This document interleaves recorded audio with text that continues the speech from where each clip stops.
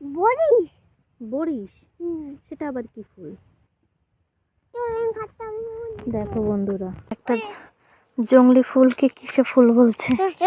কোথায় যাবা? কোথায় যাচ্ছ? ধরতে পাবো না? তুমি ওরকম হাত পিছনে নিয়ে হাঁটছো কেন?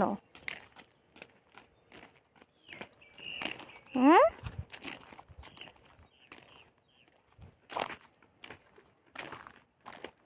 কোথায় যাও?